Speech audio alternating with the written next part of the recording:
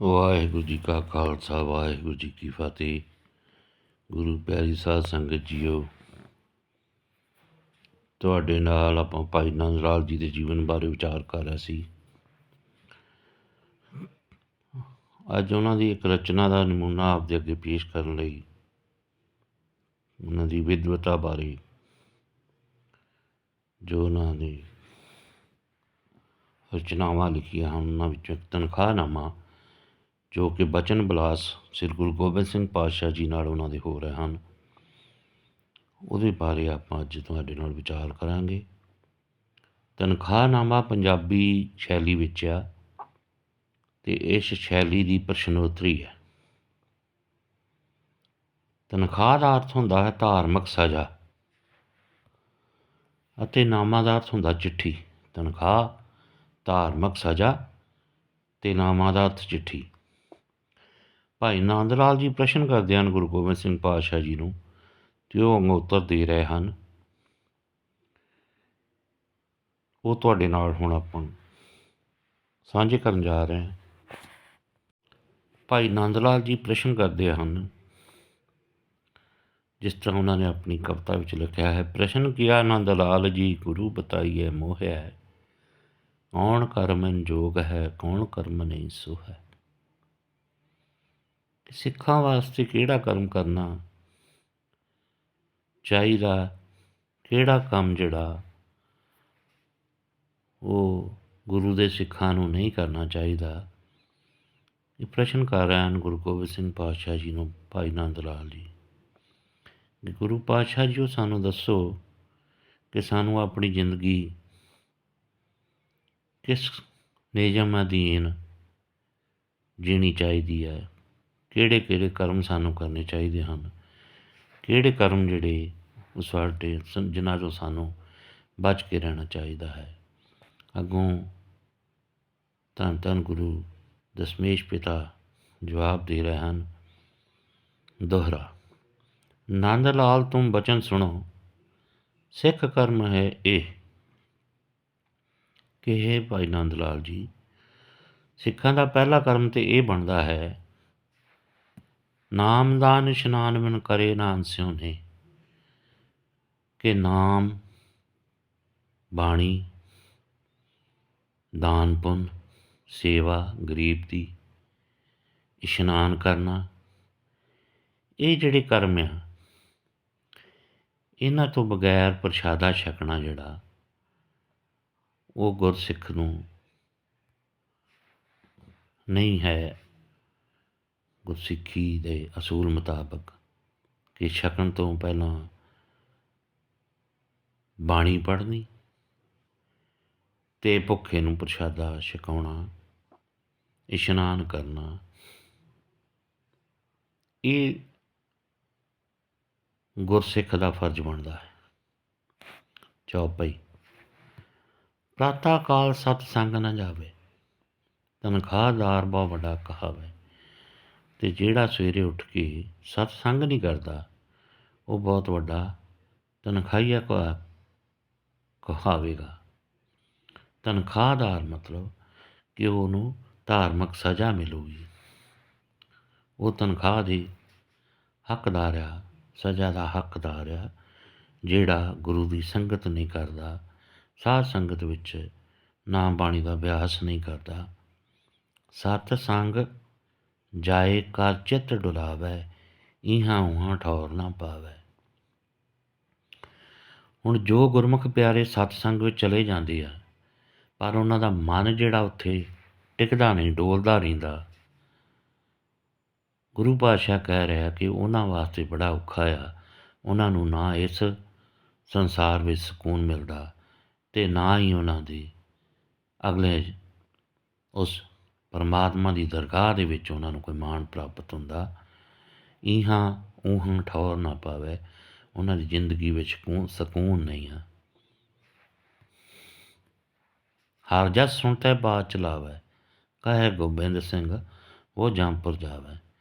ਜਿੱਥੇ ਹਰ ਜਸ ਹੋ ਰਿਹਾ ਹੋਵੇ, ਪਰਮਾਤਮਾ ਦੀ ਸਿਫਤ ਸਲਾਹ ਦੀ ਗੱਲ ਹੋ ਰਹੀ ਹੋਵੇ, ਪਰ ਜੋ ਗੁਰਮੁਖ, ਜੋ ਸਿੱਖ ਜਿਹੜੇ ਆ, ਉਹ ਆਪਣੀਆਂ ਗੱਲਾਂ ਕਰੀ ਜਾਂਦੇ ਹੋਣ, ਉਹਦਾ ਧਿਆਨ ਨਾ ਦੇਣ, ਉਹ ਗੁਰੂ ਗੋਬਿੰਦ ਸਿੰਘ ਪਾਤਸ਼ਾਹ ਕਹਿ ਰਹੇ ਕਿ ਜੰਮਪੁਰ ਜਾਣ ਦੇ ਹੱਕਦਾਰ ਹਨ, ਉਹ ਜਮਾਂ ਦੀ ਮਾਰ ਹੇਠ ਜਾਂਦੇ ਹਨ। ਨਿਰਧਨ ਵੇਖ ਨ ਪਾਸ ਬਹਾਵੈ। ਜੇ ਕੋਈ ਗਰੀਬ ਹੈ ਤੇ ਉਹਦੇ ਨਾਲ ਨਫ਼ਰਤ ਕਰਨੀ, ਉਹਦੇ ਨੇੜੇ ਖੜਾ ਨਹੀਂ ਹੋਣਾ, ਉਹਨਾਂ ਨੂੰ ਪਾਸ ਨਾ ਬਹਾ ਲੈਣਾ।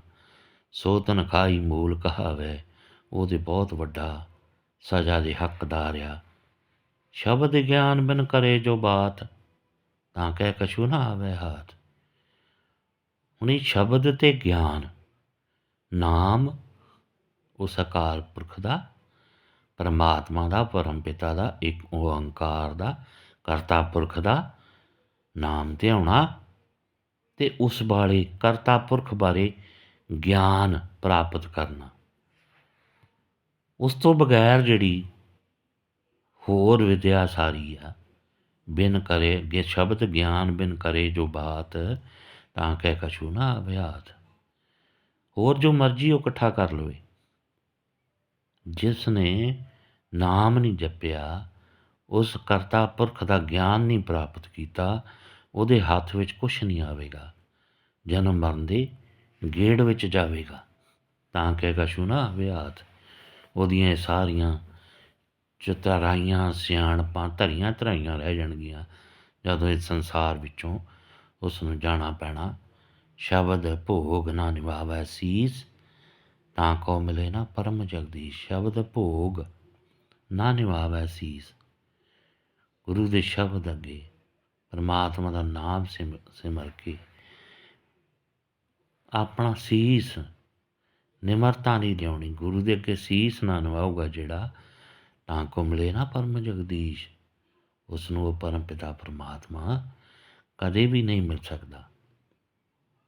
ਸ਼ਬਦ ਭੋਗ ਨਾ ਨਿਭਾਵੈ ਸੀਸ, ਜੋ ਸ਼ਬਦ ਦਾ ਉਪਦੇਸ਼ ਗੁਰੂ ਨਾਨਕ ਪਾਤਸ਼ਾਹ ਪਹਿਲੇ ਨਾਨਕ ਨੇ ਦੇਣਾ ਸ਼ੁਰੂ ਕੀਤਾ, ਉਹ ਸ਼ਬਦ ਨਾਲ ਜੁੜਨਾ, ਉਹ ਸ਼ਬਦ ਦੇ ਅੱਗੇ ਸੀਸ ਨਿਵਾਉਣਾ, ਇਹ ਸਭ ਤੋਂ ਪਹਿਲਾ ਗੁਰਸਿੱਖ ਦਾ, ਸਿੱਖ ਦਾ ਫਰਜ਼ ਬਣਦਾ।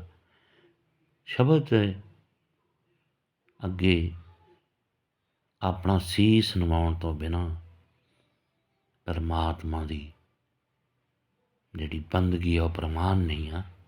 ਪਰਮਾਤਮਾ ਦਾ ਮੇਲ ਕਦੇ ਨਹੀਂ ਹੋ ਸਕਦਾ।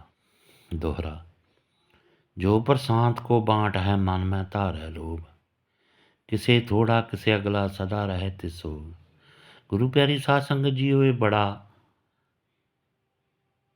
ਬਹੁਤ ਵੱਡਮੁੱਲਾ ਸਾਡੇ ਵਾਸਤੇ ਸਿਧਾਂਤ ਆ, ਜੋ ਕਿ ਅਸੀਂ ਗੁਰਦੁਆਰਿਆਂ ਵਿੱਚ ਆਮ ਦੇਖਦੇ ਹਾਂ ਕਿ ਜੋ ਸਾਰਿਆਂ ਵਿੱਚ ਨਹੀਂ, ਪਰ ਗੁਰਦੁਆਰਿਆਂ ਵਿੱਚ ਬਹੁਤ ਕੁਛ ਹੋ ਰਿਹਾ ਕਿ ਜਦੋਂ ਲੰਗਰ ਵਗੈਰਾ ਵਰਤਾਉਣ ਦਾ ਵੇਲਾ ਆਉਂਦਾ, ਪ੍ਰਸ਼ਾਦ ਵੰਡਣ ਦਾ ਵੇਲਾ ਆਉਂਦਾ, ਅਤੇ ਉਸ ਵੇਲੇ ਕੀ ਹੁੰਦਾ ਆ, ਉਹ ਗੁਰੂ ਪਾਤਸ਼ਾਹ ਕੀ ਕਹਿ ਰਹੇ ਆ, ਭਾਈ ਨੰਦ ਲਾਲ ਜੀ ਉਹਨਾਂ ਨੇ ਜੋ ਆਪਣੀ ਰਚਨਾ ਵਿੱਚ ਲਿਖਿਆ, ਉਹਦੇ ਬਾਰੇ ਆਪਾਂ ਵਿਚਾਰ ਕਰਦੇ ਹਾਂ।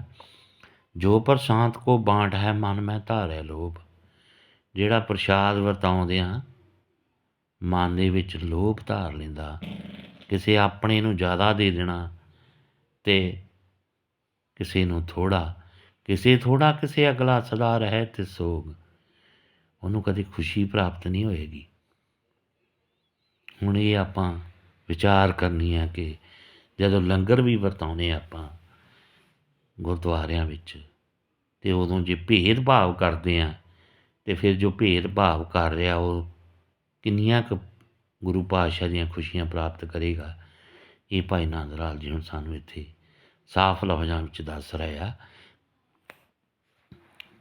ਕਿ ਜੋ ਪ੍ਰਸ਼ਾਦ ਕੋ ਬਾਂਟ ਹੈ ਮਨ ਮੈਂ ਧਾਰੇ ਲੋਭ, ਕਿਸੇ ਥੋੜਾ ਕਿਸੇ ਅਗਲਾ ਸਦਾ ਰਹੇ ਤੇ ਸੋਗ। ਉਹ ਸਦਾ ਹੀ ਕਦੇ ਸਕੂਨ ਵਿੱਚ ਨਹੀਂ ਰਹੂਗਾ। ਚੌਪਈ, ਹੁਣ ਕੜਾਹ ਪ੍ਰਸ਼ਾਦ ਦੀ ਦੇਗ ਜਿਹੜੀ ਆ ਉਹ ਕਿਸ ਤਰ੍ਹਾਂ ਤਿਆਰ ਕਰਨੀ ਆ, ਉਹਦੇ ਬਾਰੇ ਗੁਰੂ ਪਾਤਸ਼ਾਹ ਨੇ ਜੋ ਬਚਨ ਮਿਲਾਦ ਧੰਨ ਭਾਈ ਨੰਦ ਲਾਲ ਜੀ ਹੁਣਾਂ ਨੇ ਨਾਲ ਹੋਏ ਗੁਰੂ ਸਾਹਿਬ ਦੇ। ਉਹਨਾਂ ਭਾਈ ਨੰਦ ਲਾਲ ਹੁਣਾਂ ਨੇ ਆਪਣੀ ਕਲਮ ਤੋਂ ਆਪਣੀ ਰਚਨਾ ਵਿੱਚ ਲਿਖੇ ਹਨ। ਚੌਪਈ ਕੜਾਹ ਪ੍ਰਸ਼ਾਦ ਕੀ ਬਿਧ ਸੁਣ ਲੀਜੈ, ਤੀਨ ਭਾਂਤ ਕੋ ਸੰਸਰ ਕੀਜੈ। ਕਿਸ ਤਰ੍ਹਾਂ ਕੜਾਹ ਪ੍ਰਸ਼ਾਦ ਬਣਾਉਣਾ ਉਹਦੀ ਵਿਧੀ ਸੁਣ ਲਓ। ਤੀਨ ਭਾਂਤ, ਤਿੰਨ ਤਰ੍ਹਾਂ ਦੇ ਅਨਾਜ ਜਿਹੜੇ ਇੱਕੋ ਜਿੰਨੀ ਮਾਤਰਾ ਵਿੱਚ ਲੈਣੇ ਆਟਾ, ਘਿਓ ਅਤੇ ਮਿੱਠਾ। ਤੀਨ ਭਾਂਤ ਕੋ ਸੰਸਰ ਕੀਜੈ, ਤਿੰਨ ਇਹ ਜਿਹੜੀਆਂ ਵਸਤੂਆਂ ਇੱਕੋ ਜਿੰਨੇ ਵਜਨ ਮੁਤਾਬਕ ਲੈਣੀਆਂ, ਇੱਕੋ ਜਿੰਨੀਆਂ ਲੈਣੀਆਂ, ਆਟਾ, ਘਿਓ ਅਤੇ ਮਿੱਠਾ। ਲੇਪਣ ਆਗੇ ਬਹੁ ਕਰ ਦੀਜੈ, ਮਾਂਜਣ ਧਰ ਭਾਂਜਣ ਤੋਂ ਬੀਜੇ। ਅਤੇ ਸਾਫ ਸੁਥਰਾ ਚੁੱਲ੍ਹਾ ਕਰ ਲੈਣਾ, ਮਾਂਜਣ ਧਰ ਭਾਂਜਣ ਤੋਂ ਬੀਜੇ। ਅਤੇ ਭਾਂਡਾ ਵੀ ਜਿਹੜਾ ਆ ਉਹ ਸੁੱਚਾ ਕਰ ਲੈਣਾ, ਸਾਫ ਸੁਥਰਾ ਕਰ ਲੈਣਾ। ਕਰ ਇਸ਼ਨਾਨ ਪਵਿੱਤਰ ਹੋਏ ਬਹੇ, ਇਸ਼ਨਾਨ ਕਰਕੇ ਅਤੇ ਫਿਰ ਦੇਗ ਤਿਆਰ ਕਰਨੀ ਹੈ। ਕਰ ਇਸ਼ਨਾਨ ਪਵਿੱਤਰ ਹੋਏ ਬਹੈ, ਵਾਹਿਗੁਰੂ ਬਿਨ ਔਰ ਨਾ ਕਹੈ। ਅਤੇ ਵਾਹਿਗੁਰੂ ਦਾ ਜਾਪ ਜਪਦਿਆਂ ਦੇਗ ਤਿਆਰ ਕਰਨੀ ਆ। ਨਾ ਤਨ ਕੁੰਭ ਪੂਰ ਜਲ ਲੇ, ਅਤੇ ਜਿਹੜਾ ਚਾਲਿਆ ਉਹ ਇਹਨਾਂ ਦੇ ਬਰਾਬਰ, ਜਿੰਨੀਆਂ ਤਿੰਨ ਵਸਤਾਂ ਆ ਉਹਨਾਂ ਦੇ ਬਰਾਬਰ ਜਲ ਲੈਣਾ। ਨਵ ਤਨ ਕੁੰਭ ਪੂਰ ਜਲ ਲੇ, ਗੋਬਿੰਦ ਸਿੰਘ ਸਫਲ ਤਿੰਦੇ। ਅਤੇ ਇਸ ਤਰ੍ਹਾਂ ਦੀ ਦੇਗ ਬਣਾਈ ਜਿਹੜੀ ਆ ਉਹ ਸਫਲ ਹੋ ਗਈ ਉਸ ਸਰੀਰ ਦੀ ਜਿਹਨੇ ਦੇਗ ਤਿਆਰ ਕੀਤੀ। ਕਰ ਤਿਆਰ ਚੌਂਕੀ ਪਰ ਧਰੇ, ਚਾਰ ਹੋਰ ਕੀਰਤਨ ਬਹਿ ਕਰੇ। ਅਤੇ ਦੇਗ ਤਿਆਰ ਕਰਕੇ ਚੌਂਕੀ ਉੱਤੇ ਰੱਖ ਕੇ ਚਾਰ ਹੋਰ ਕੀਰਤਨ ਬਹਿ ਕਰੇ, ਅਤੇ ਲਾਗੇ ਬਹਿ ਕੇ ਕੀਰਤਨ ਨਾਮ ਸਿਮਰਨ ਜੋ ਸੰਗਤ ਵਿੱਚ ਚੱਲ ਰਿਹਾ ਉਹ ਕਰਨਾ। ਦੋਹਰਾ ਮਿਹਰ ਮੋਹਰ ਤੁਰਕ ਕੀ ਸਿਰ ਧਰੈ, ਲੋ ਲਗਾਵੈ ਚਰਨ। ਮੋਹਰ ਤੁਰਕ ਕੀ ਸਿਰ ਧਰੈ, ਲੋ ਲਗਾਵੈ ਚਰਨ। ਕਹੈ ਗੋਬਿੰਦ ਸਿੰਘ ਸੁਣੋ ਲਾਲ ਜੀ, ਫਿਰ ਹੋਏ ਤੇ ਸੰਭਾਰਨ। ਤੁਰਕਾਂ ਦੀ ਜਿਹੜੀ ਮੋਹਰ ਆ, ਜਿਹੜਾ ਉਹ ਲੋਹੇ ਦਾ ਜਿਹਨੂੰ ਹੈਲਮਟ ਕਹਿ ਦਿੰਦੇ ਆਪਾਂ, ਉਹ ਜਿਹੜਾ ਉਹ ਸਿਰ 'ਤੇ ਪਾਉਂਦੇ ਸੀ, ਉਹ ਸਿੱਖਾਂ ਨੂੰ ਪ੍ਰਵਾਨ ਨਹੀਂ ਸਿਰ 'ਤੇ ਪਾਉਣਾ। ਕਹੇ ਗੋਬਿੰਦ ਸਿੰਘ ਸੁਣੋ ਲਾਲ ਜੀ, ਫਿਰ ਹੋਏ ਤੇ ਸੰਭਾਰਨ। ਅਤੇ ਜਿਹੜਾ ਉਹ ਧਾਰਨ ਕਰੂਗਾ, ਟੋਪੀਆਂ ਪਾਊਗਾ, ਸਿੱਲੀ ਟੋਪੀ ਸਿਰ 'ਤੇ ਰੱਖੂਗਾ, ਉਹ ਫਿਰ ਜੂਨੀਆਂ ਵਿੱਚ ਆਉਣਾ ਜਾਣਾ ਉਹਦਾ ਲੱਗਾ ਰਹੂਗਾ। ਚੌਪਈ ਲਗੈ ਦੀਵਾਨ ਸੁਣ ਮੂਲ ਨਾ ਜਾਵੇ, ਰਹਿਤ ਬਿਨਾ ਪ੍ਰਸਾਦ ਵਰਤਾਵੇ। ਹੁਣ ਲੱਗੈ ਦੀਵਾਨ ਸੁਣ ਮੂਲ ਨਾ ਜਾਵੇ, ਜਿੱਥੇ ਕੀਰਤਨ ਸਮਾਗਮ ਹੋ ਰਿਹਾ, ਕਥਾ ਵਿਚਾਰ ਹੋ ਰਹੀ ਆ, ਉਹਨੂੰ ਤਾਂ ਸੁਣਨਾ ਨਹੀਂ, ਮੂਲ ਨਾ ਜਾਵੇ, ਉੱਥੇ ਤਾਂ ਜਾਣਾ ਨਹੀਂ। ਅਤੇ ਰਹਿਤ ਬਿਨਾ ਪ੍ਰਸਾਦ ਵਰਤਾਵੇ, ਅਤੇ ਬਿਨਾਂ ਸਾਫ ਸੁਥਰੇ ਹੋਣ ਦੇ ਪ੍ਰਸ਼ਾਦ ਵਰਤਾਉਣਾ ਵੀ ਉਹਦੇ ਵਾਸਤੇ ਯੋਗ ਨਹੀਂ ਗਾ। ਸੂਹਾ ਪਹਿਨ ਲੈ ਨਸਵਾਰ, ਸੂਹੇ ਰੰਗ ਦਾ ਪਹਿਨਣਾ ਨਹੀਂ। ਲੈ ਨਸਵਾਰ, ਜੋ ਨਸਵਾਰ ਉਦੋਂ ਲੈਂਦੇ ਸੀ, ਉਹ ਵੀ ਸਿੱਖਾਂ ਵਾਸਤੇ ਵਿਵਰਜਿਤ ਆ। ਕਹੇ ਗੋਬਿੰਦ ਸਿੰਘ ਜਮ ਕਰੇ ਖੁਆਰ, ਜੋ ਇੱਕ ਕਰਨਗੇ ਉਹ ਫਿਰ ਜਮਾਂ ਦੀ ਮਾਰ ਹੇਠ ਆਉਣਗੇ। ਕਹੇ ਗੋਬਿੰਦ ਸਿੰਘ ਜਮ ਕਰੇ ਖੁਆਰ, ਉਹਨਾਂ ਨੂੰ ਜਮ ਖੁਆਰ ਕਰਨਗੇ। ਮਾਏ ਭੈਣ ਜੋ ਆਵੈ ਸੰਗਤ, ਦ੍ਰਿਸ਼ਟ ਬੁਰੀ ਵੇਖੈ ਤਿਸ ਬੁਰੀ, ਦ੍ਰਿਸ਼ਟ ਬੁਰੀ ਵੇਖੈ ਤਿਸ ਪੰਗਤ। ਜੋ ਮਾਂ ਭੈਣ ਸੰਗਤ ਵਿੱਚ ਆਉਂਦੀ ਆ, ਬੇਟੀ, ਮਾਂ, ਭੈਣ ਜੋ ਸੰਗਤ ਵਿੱਚ ਆਵੇ, ਉਹਦੇ ਵੱਲ ਜੋ ਬੁਰੀ ਨਜ਼ਰ ਤੱਕਦਾ, ਦ੍ਰਿਸ਼ਟ ਬੁਰੀ ਵੇਖੈ ਤਿਸ ਪੰਗਤ, ਉਹਨਾਂ ਨੂੰ ਬੁਰੀ ਨਜ਼ਰ ਨਾਲ ਵੇਖਣਾ। ਸਿੱਖ ਹੋਏ ਜੋ ਕਰਤ ਕਰੋਧ, ਕੰਨਿਆ ਮੂਲ ਨਾ ਦੇਵੈ ਸੋਧ। ਜੋ ਮਾਂ ਭੈਣ ਸੰਗਤ ਵਿੱਚ ਆਉਂਦੀਆਂ, ਉਹਨਾਂ ਨੂੰ ਬੁਰੀ ਨਜ਼ਰ ਨਾਲ ਦੇਖਣ ਵਾਲਾ ਵੀ ਸਿੱਖ ਜਿਹੜਾ ਤਨਖਾਹਦਾਰ ਆ, ਅਤੇ ਸਿੱਖ ਹੋਏ ਜੋ ਕਰਤ ਕਰੋਧ, ਜਿਹੜਾ ਸਿੱਖ ਹੋ ਕੇ ਸੰਗਤ ਵਿੱਚ ਗੁੱਸਾ ਕਰਦਾ, ਕੰਨਿਆ ਮੂਲ ਨਾ ਦੇਵੈ ਸੋਧ। ਇਹ ਘਰ ਵਿੱਚ ਜੇ ਲੜਕੀ ਜੰਮ ਗਈ ਹੈ ਅਤੇ ਉਹਨੂੰ ਮਾਰ ਦੇਣਾ, ਇਹ ਵੀ ਤਨਖਾਹਦਾਰ ਆ ਉਹ ਸਿੱਖ। ਧੀ ਭੈਣ ਕਾ ਪੈਸਾ ਖਾਏ, ਕਹੇ ਗੋਬਿੰਦ ਸਿੰਘ ਧੱਕੈ ਜੰਮ ਖਾਏ। ਹੁਣ ਗੁਰੂ ਪਿਆਰੀ ਸਾਧ ਸੰਗਤ ਜੀ, ਉਹ ਇਹ ਲਫ਼ਜ਼ ਬੜੇ ਸਮਝਣ ਸੋਚਣ ਵਾਲੇ ਆ। ਧੀ ਭੈਣ ਕਾ ਪੈਸਾ ਖਾਏ, ਜੋ ਧੀ ਭੈਣ ਦਾ ਪੈਸਾ ਖਾਂਦੇ ਆ, ਜੋ ਧੀਆਂ ਭੈਣਾਂ ਨੂੰ ਵੇਚ ਕੇ ਜਾਂ ਉਹਨਾਂ ਕੋਲੋਂ ਕੋਈ ਗਲਤ ਹਰਕਤਾਂ ਕਰਵਾ ਕੇ ਪੈਸੇ ਲੈਂਦੇ ਆ, ਇਹ ਉਹਨਾਂ ਵਾਸਤੇ ਆ, ਸਿੱਖਾਂ ਵਾਸਤੇ, ਕਿ ਜੋ ਧੀ ਭੈਣ ਕਾ ਪੈਸਾ ਖਾਏ, ਜੋ ਗਲਤ ਪੈਸਾ ਜਿਹੜਾ ਆ ਧੀਆਂ ਭੈਣਾਂ ਨੂੰ ਵੇਚ ਕੇ ਉਹ ਪੈਸਾ ਖਾਣਾ, ਕਹੇ ਗੋਬਿੰਦ ਸਿੰਘ ਧੱਕੇ ਜੰਮ ਖਾਏ, ਉਹ ਫਿਰ ਜਮਾਂ ਦੇ ਧੱਕੇ ਖਾਂਦੇ ਹਨ। ਜੰਮ ਉਹਨਾਂ ਨੂੰ ਬੁਰੀ ਤਰ੍ਹਾਂ ਉਹਨਾਂ 'ਤੇ ਜਿਹੜਾ ਹੈ ਜ਼ੁਲਮ ਕਰਦੇ ਆ, ਉਹਨਾਂ ਨੂੰ ਖੁਆਰ ਕਰਦੇ ਆ। ਸਿੱਖ ਹੋਏ ਬਿਨ ਲੋਹ ਜੋ ਫਿਰੈ, ਆਵਤ ਜਾਵਤ ਜਨਮੇ ਮੇਰੇ। ਸਿੱਖ ਹੋਏ ਬਿਨ ਲੋਹ ਜੋ ਫਿਰੈ, ਬਿਨਾਂ ਲੋਹ। ਹੁਣ ਸਿੱਖ ਹੋਏ ਬਿਨ ਲੋਹ ਜੋ ਫਿਰੇ, ਆਵਤ ਜਾਵਤ ਜਨਮੇ ਮਰੇ।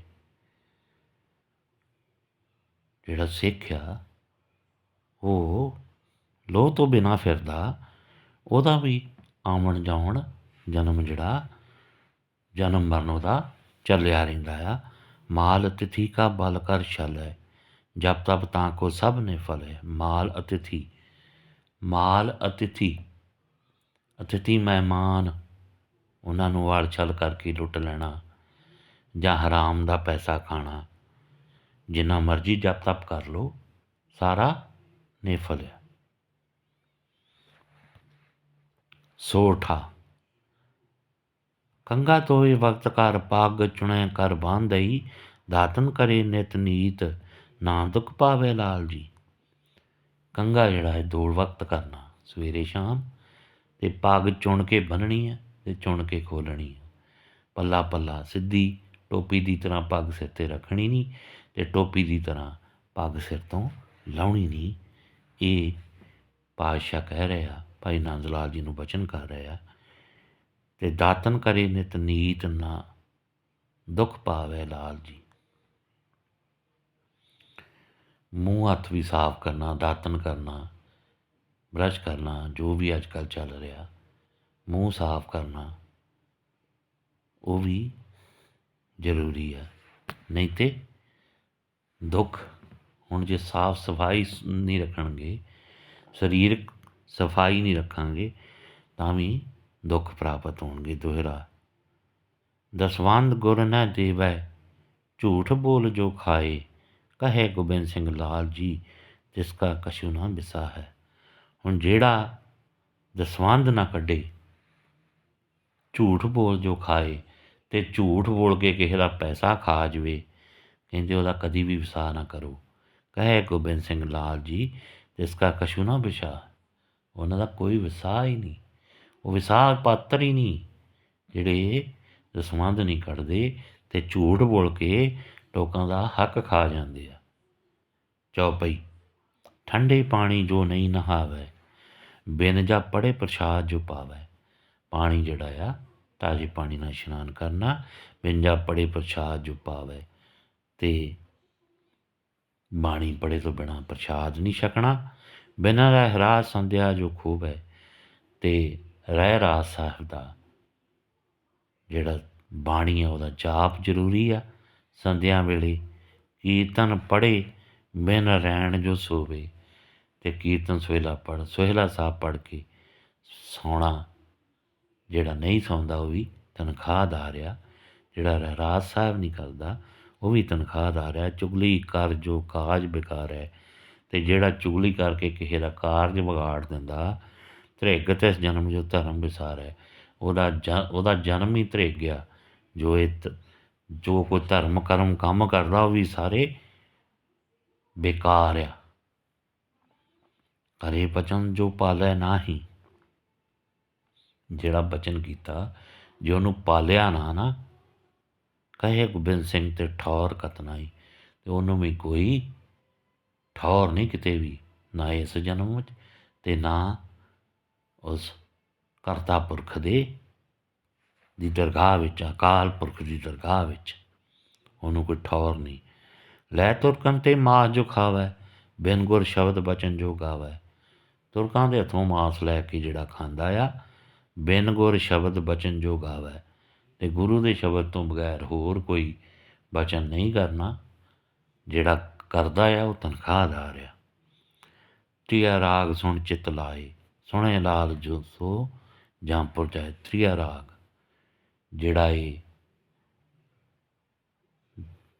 ਜਿਹੜੇ ਚੱਲ ਰਹੇ ਆ ਗੀਤ, ਤ੍ਰਿਆ ਰਾਗ ਜੋ ਸੰਸਾਰ ਵਿੱਚ ਜਿਹੜੇ ਗੀਤ ਵਗੈਰਾ ਜੋ ਚੱਲ ਰਹੇ ਆ ਉਹਨਾਂ ਬਾਰੇ ਕਹਿ ਰਿਹਾ। ਤੀਏ ਰਾਗ ਸੁਣ ਚਿੱਤ ਲਾਏ, ਸੁਣੋ ਲਾਲ ਜੋ ਜੰਪੁਰ ਜਾਏ। ਜਿਹੜੇ ਇਹਨਾਂ ਗੀਤਾਂ ਵਿੱਚ ਜੋ ਵੀ ਚੱਲ ਰਿਹਾ ਗੁਰਬਾਣੀ ਤੋਂ ਬਗੈਰ, ਉਹਦੇ ਵਿੱਚ ਕਹਿੰਦੇ ਚਿੱਤ ਨਹੀਂ ਲਾਉਣਾ। ਜੋ ਲਾਉਂਦਾ ਆ ਉਹ ਤਨਖਾਹਦਾਰ ਆ।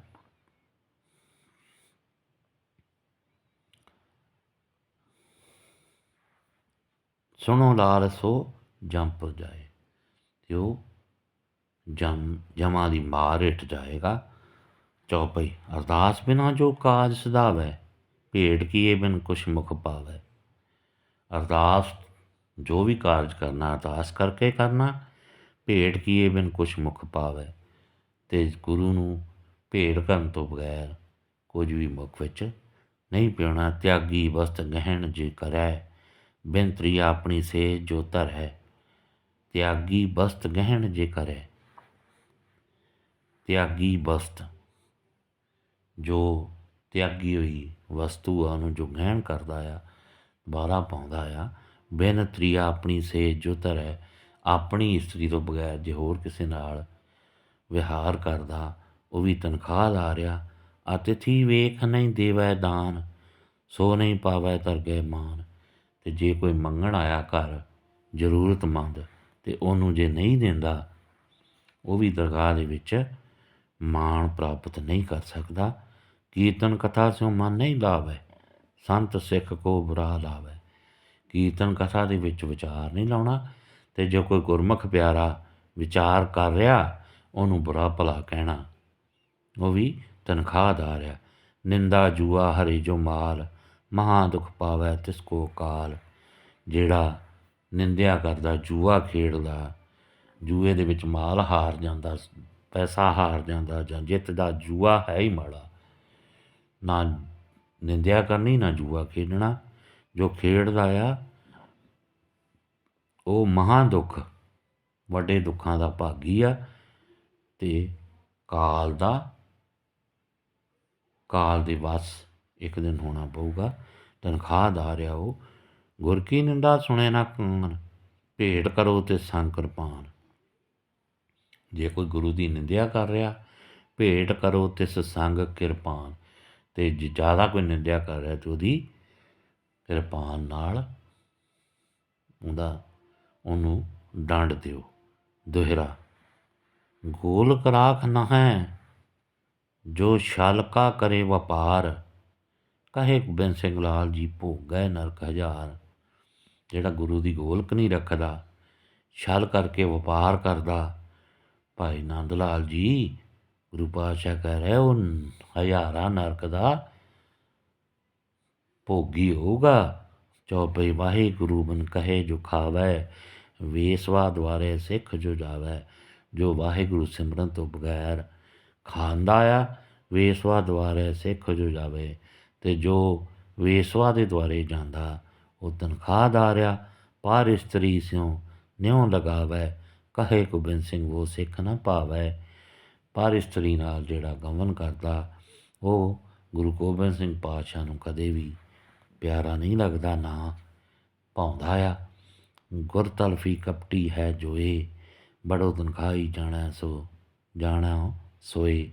ਗੁਰ ਤਲਫੀ ਕਪਟੀ ਹੈ ਜੋਏ, ਬੜੋ ਤਨਖਾਹੀ ਜਾਣਾ ਸੋਏ। ਜਾਣੋ ਸੋਏ ਵਾਹਿਗੁਰੂ।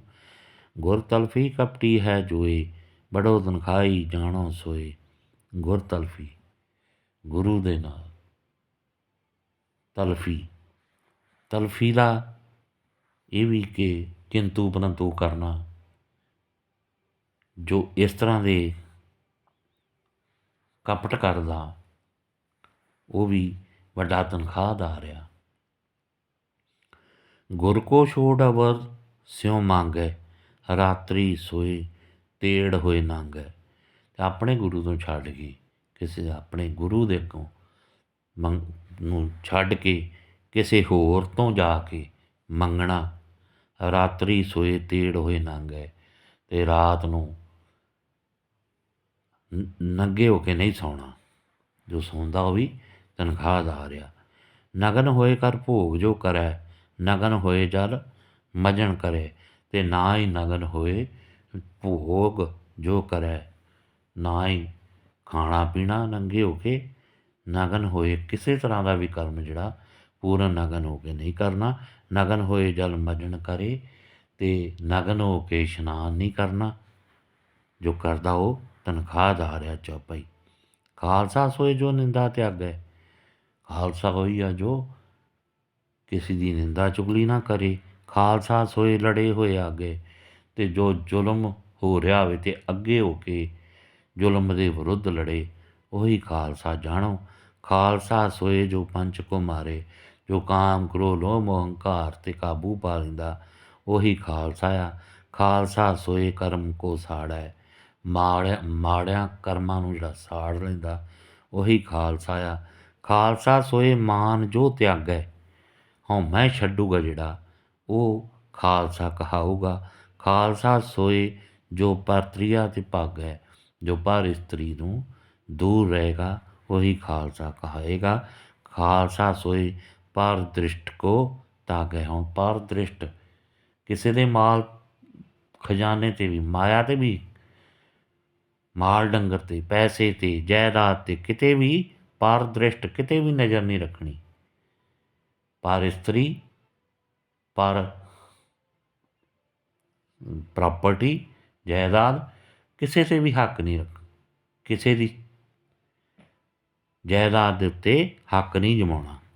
ਜੋ ਕਮਾਏ, ਜੋ ਦ੍ਰਿਸ਼ਟ ਮਾਰੇਗਾ, ਜੋ ਹੱਕ ਪਰਾਇਆ ਹੱਕ ਖਾਣ ਦੀ ਕੋਸ਼ਿਸ਼ ਕਰੇਗਾ ਉਹ ਤਨਖਾਹਦਾਰ ਕਹਾਏਗਾ।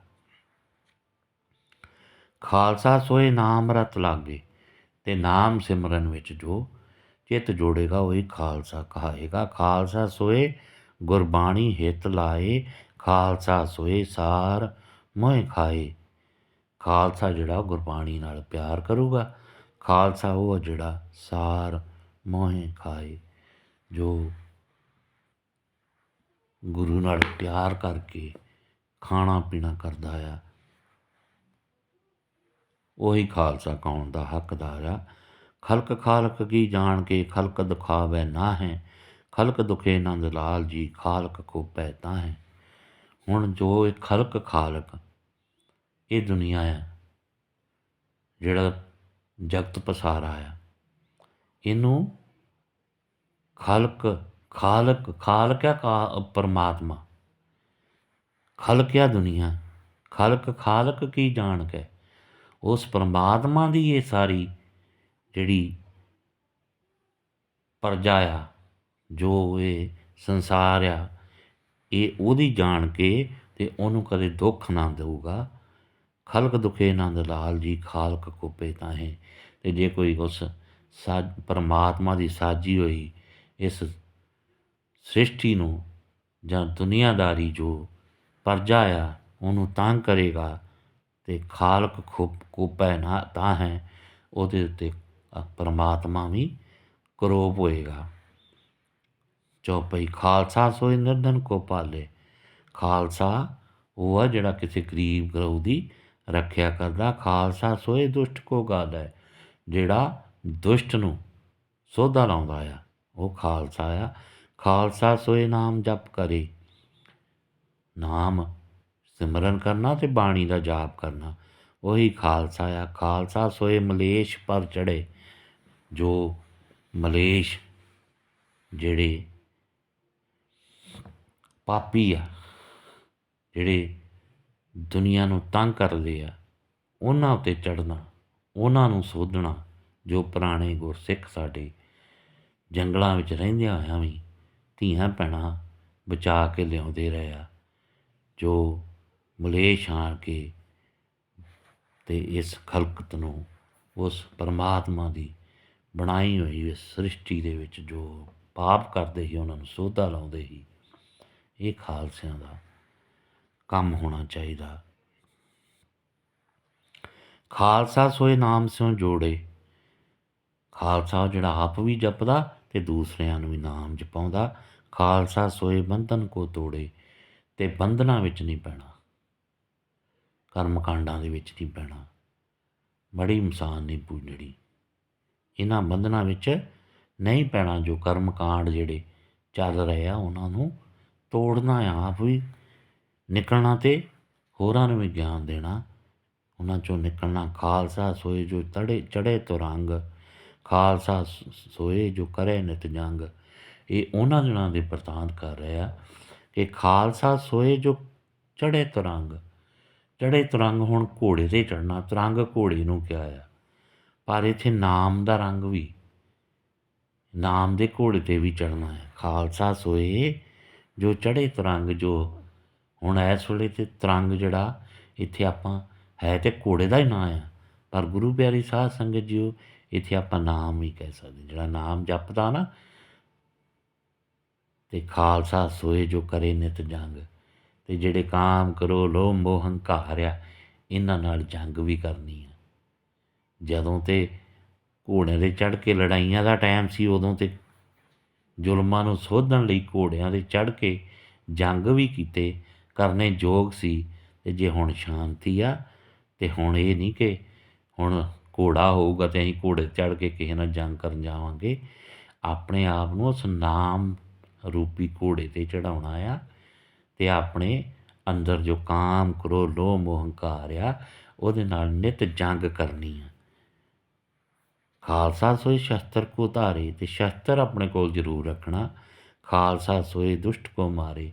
ਅਤੇ ਜੇ ਕੋਈ ਦੁਸ਼ਟ ਕੋਈ ਜ਼ੁਲਮ ਕਰ ਰਿਹਾ ਉਹਨੂੰ ਸੋਧਾ ਲਾਉਣਾ ਖਾਲਸੇ ਦਾ ਕਰਮ ਬਣਦਾ। ਦੋਹਰਾ ਦੋਈ ਫਿਰੇ ਅਕਾਲ ਕੀ ਨਿੰਦਾ ਕਰੇ ਨਾ ਕੋਏ। ਬਨ ਪਰਬਤ ਸਾ ਭਜੇਂਗੇ त्रि जगत में सोए। ਦੋਹੀ ਫਿਰੇ ਅਕਾਲ ਕੀ, ਅਕਾਲ ਦੀ, ਅਕਾਲ ਮੂਰਤ, ਕਰਤਾ ਪੁਰਖ ਉਹ ਪਰਮਾਤਮਾ ਅਕਾਲ ਪੁਰਖ, ਉਹਦੀ ਬੰਦਗੀ ਕਰਨੀ ਆ ਅਤੇ ਕਿਸੇ ਦੀ ਨਿੰਦਿਆ ਨਹੀਂ ਕਰਨੀ। ਬਨ ਪਰਬਤ ਸਭ ਭਜੇਂਗੇ त्रि जगत में सोए। ਅਤੇ ਸਾਰੇ ਜੋ ਬਨ ਪਰਬਤ, ਸਾਰੇ ਜੰਗਲ ਬੇਲੇ, ਹਰ ਜਗ੍ਹਾ ਪਰਮਾਤਮਾ ਦੇ ਨਾਮ ਦੀ ਦੋਈ ਫੇਰਨੀ ਹੈ, ਨਾਮ ਦੀ ਉਸਤਤੀ ਕਰਨੀ ਹੈ। ਸਾਰੇ ਜਗਤ ਵਿੱਚ ਉਹਦਾ ਨਾਮ ਜਿਹੜਾ ਪ੍ਰਚਲਿਤ ਕਰਨਾ, ਉਸ ਪਰਮਾਤਮਾ ਦੀ ਸਿਫਤ ਸਲਾਹ ਦਾ ਉਪਦੇਸ਼ ਦੇਣਾ ਆ। ਚੌਪਈ ਸੁਣੋ ਨੰਦ ਲਾਲ ਇਹੋ ਸਾਚ, ਪ੍ਰਗਟ ਕਰਾਊਂ ਆਪਣੇ ਰਾਜ। ਨੰਦ ਲਾਲ ਜੀ ਸੱਚੇ ਵਚਨ ਸੁਣੋ, ਪ੍ਰਗਟ ਕਰਾਊਂ ਆਪਣੇ ਰਾਜ। ਮੈਂ ਉਸ ਪਰਮਾਤਮਾ ਦੇ ਦੱਸੇ ਹੋਏ ਉਪਦੇਸ਼ ਜਿਹੜੇ ਆ ਇਸ ਸੰਸਾਰ ਵਿੱਚ ਜੋ ਭੇਦ ਪਰਮਾਤਮਾ ਦੇ ਉਹ ਦੱਸਣਾ ਆ, ਉਸ ਪਰਮਾਤਮਾ ਦੀ ਬੰਦਗੀ ਦੇ ਪ੍ਰਗਟ ਕਰਾਂ, ਉਹਦੇ ਹੀ ਪਰਮਾਤਮਾ ਦੇ ਹੀ ਸਿਫਤ ਸਲਾਹ ਦੇ ਜੋ ਸੋ ਲਿਆ ਉਹ ਪ੍ਰਗਟ ਕਰਨੇ ਆ। ਚਾਰ ਵਰਨਿਕ ਬਰਨ ਕਰਾਊਂ, ਇੱਥੇ ਪ੍ਰਗਟ ਕਰਾਊਂ ਆਪਣੇ ਰਾਜ। ਗੁਰੂ ਪਾਤਸ਼ਾਹ ਹੋਰ ਵੀ ਇੱਥੇ ਇਹ ਸੰਦੇਸ਼ ਦੇ ਰਹੇ ਆ ਕਿ ਮੈਂ ਇੱਕ ਇਹੋ ਜਿਹਾ ਰਾਜ ਚਾਹੁੰਦਾ ਹਾਂ ਜਿਹਦੇ ਵਿੱਚ ਚਾਰ ਵਰਨ ਇੱਕ ਬਰਨ ਕਰਾਊਂ, ਕਿ ਇੱਥੇ ਕੋਈ ਜਾਤ ਪਾਤ ਦਾ ਭੇਦ ਨਾ ਰਵੇ। ਜਾਤਾਂ ਪਾਤਾਂ ਵਿੱਚੋਂ ਨਿਕਲ ਕੇ ਇੱਕ ਇਹੋ ਜਿਹਾ ਰਾਜ ਪ੍ਰਗਟ ਕਰਨਾ ਚਾਹੁੰਦਾ ਮੈਂ। ਧੰਨ ਰਾਜ ਜੀ, ਇਹ ਵਚਨ ਸੁਣੋ, ਸੱਚਾ ਵਚਨ ਸੁਣੋ। ਸੱਚਾ ਵਚਨ ਤੁਹਾਨੂੰ ਦੱਸਣ ਲੱਗਾ।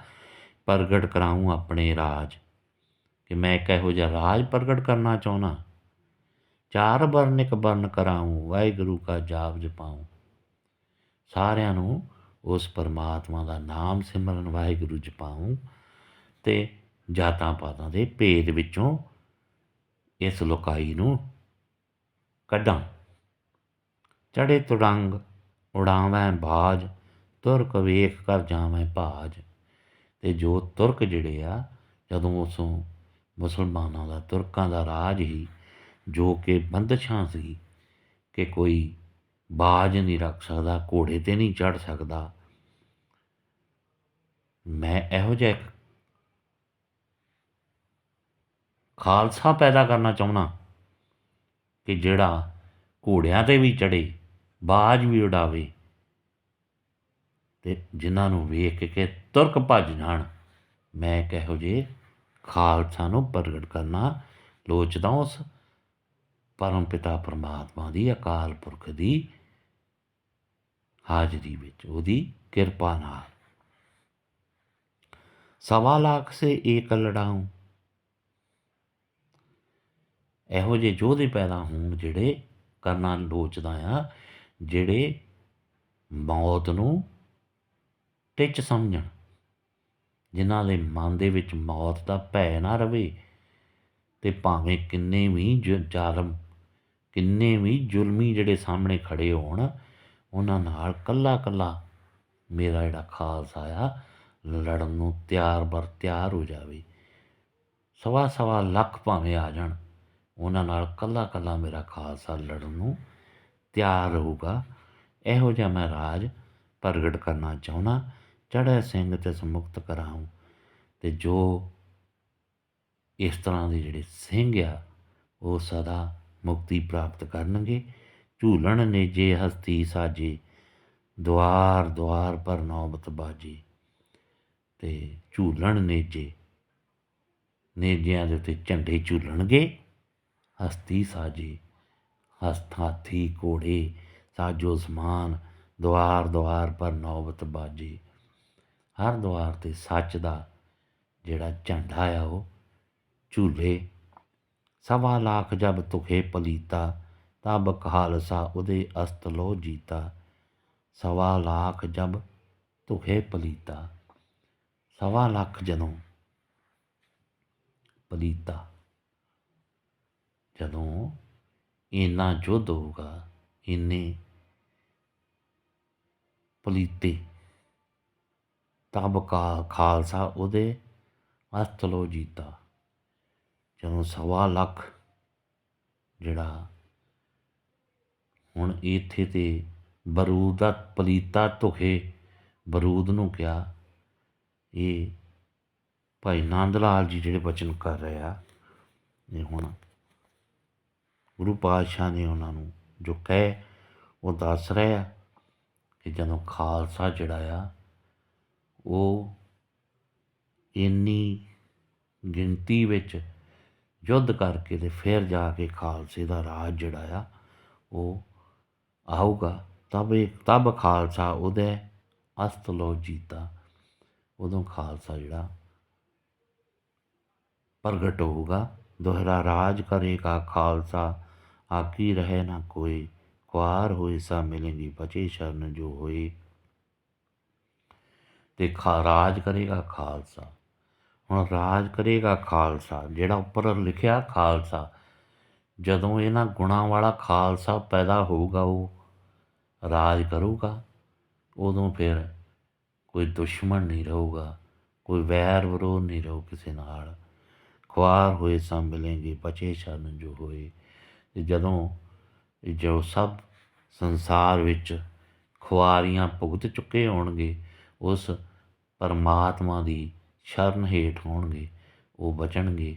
ਉਹ ਫਿਰ ਜਿਹੜਾ ਸੱਚ ਦਾ ਰਾਜ ਉਹ ਪ੍ਰਗਟ ਕਰਨੋਂ ਮੇਰਾ ਮਨ ਲੋਚਦਾ ਆ, ਔਰ ਉਹੀ ਰਾਜ ਇੱਕ ਦਿਨ ਹੋਏਗਾ। ਬਚਨ ਹੈ ਸ੍ਰੀ ਗੁਰੂ ਜੀ ਕਾ ਕਿ ਜੇ ਕੋਈ ਸਿੱਖ ਦਾ ਬੇਟਾ ਹੋਏ ਔਰ ਮੋਨਾ ਹੋਏ ਜਾਵੇ, ਤਿਸ ਕੀ ਜੜ ਸੁੱਕੀ ਔਰ ਜੋ ਮੋਨਾ ਸਿੱਖ ਹੋਏ ਜਾਵੇ, ਤਿਸ ਕੀ ਜੜ ਹਰੀ। ਗੁਰੂ ਜੀ ਕਹਿ ਰਹੇ ਹਨ ਕਿ ਜੇ ਇੱਕ ਸਿੱਖ ਦਾ ਬੇਟਾ ਜਿਹੜਾ ਆ ਉਹ ਆਪਣੇ ਵਾਲ ਕਟਾ ਲੈਂਦਾ ਆ ਅਤੇ ਉਹਦੀ ਜੜ ਹਰੀ, ਅਤੇ ਜੇ ਕੋਈ ਮੋਨਾ ਆ ਅਤੇ ਉਹ ਸਿੱਖ ਬਣ ਜਾਂਦਾ, ਉਸ ਸਿੱਖ ਦੀ ਜੜ ਹਰੀ ਹੋ ਜਾਊਗੀ। ਇੱਥੇ ਤਨਖਾਹਨਾਮਾ ਸੰਪੂਰਨ ਆ। ਭਾਈ ਨੰਦ ਲਾਲ ਜੀ ਦੀ ਇਹ ਜਿਹੜੀ ਕਵਿਤਾ ਆ, ਰਚਨਾ ਆ, ਗੁਰੂ ਗੋਬਿੰਦ ਸਿੰਘ ਜੀ ਨਾਲ ਜੋ ਉਹਨਾਂ ਦੇ ਬਚਨ ਵਿਲਾਸ ਹੋਏ ਆ, ਜੋ ਸਿੱਖਾਂ ਦਾ ਜੀਵਨ ਜਿਹੜਾ ਕਿਸ ਤਰ੍ਹਾਂ ਦਾ ਹੋਣਾ ਚਾਹੀਦਾ ਆ, ਉਹਦੇ ਬਾਰੇ ਵਿਚਾਰ ਇਹ ਭਾਈ ਨੰਦ ਲਾਲ ਜੀ ਨੇ ਦੱਸਣੇ ਕੀਤੇ ਆ ਕਿ ਇਸ ਤਰ੍ਹਾਂ ਦਾ ਜਿਹੜਾ ਸਿੱਖ ਦਾ ਜੀਵਨ ਹੋਣਾ ਚਾਹੀਦਾ। ਜਿਹੜਾ ਇਹਨਾਂ ਸ਼ਰਤਾਂ 'ਤੇ ਪੂਰਾ ਨਹੀਂ ਉਤਰਦਾ, ਉਹ ਤਨਖਾਹਦਾਰ ਆ, ਉਹ ਤਨਖਾਹ ਦਾ ਹੱਕਦਾਰ ਆ, ਉਹ ਜੰਮਪੁਰਾਂ ਦੀ ਮਾਰ ਹੇਠ ਜਾਏਗਾ, ਉਹ ਆਪਣਾ ਜੀਵਨ ਜਿਹੜਾ ਅਨਜਾਈ ਗਵਾ ਕੇ ਜਾਏਗਾ। ਇਹ ਬਚਨ ਭਾਈ ਨੰਦ ਲਾਲ ਜੀ ਉਹਨਾਂ ਨਾਲ ਜੋ ਗੁਰੂ ਗੋਬਿੰਦ ਸਿੰਘ ਪਾਤਸ਼ਾਹ ਜੀ ਨੇ ਕੀਤੇ ਆ, ਉਹ ਭਾਈ ਨੰਦ ਲਾਲ ਜੀ ਉਹਨਾਂ ਨੇ ਆਪਣੀ ਕਵਿਤਾ ਦੇ ਰੂਪ ਵਿੱਚ ਸੰਗਤ ਨੂੰ ਦੇਣ ਦੀ ਇਹ ਇੱਕ ਉਪਰਾਲਾ ਕੀਤਾ। ਬਾਕੀ ਸੰਗਤ ਬਹੁਤ ਸਮਝਦਾਰ ਆ, ਗੁਰੂ ਪਾਤਸ਼ਾਹ ਦੇ ਉਪਦੇਸ਼ ਨੂੰ ਮੰਨ ਕੇ ਆਪਣੇ ਜੀਵਨ ਵਿੱਚ ਧਾਰ ਕੇ ਖੁਸ਼ੀਆਂ ਪ੍ਰਾਪਤ ਕਰਨੀਆਂ, ਇਹੀ ਸਿੱਖ ਦਾ ਫਰਜ਼ ਬਣਦਾ ਆ। ਹੋਈਆਂ ਭੁੱਲਾਂ ਦੀ ਖਿਮਾ ਗੁਰੂ ਬਖਸ਼ਣਯੋਗ ਆ, ਸੰਗਤ ਬਖਸ਼ਣਯੋਗ ਆ। ਵਾਹਿਗੁਰੂ ਜੀ ਕਾ ਖਾਲਸਾ, ਵਾਹਿਗੁਰੂ ਜੀ ਕੀ ਫਤਿਹ।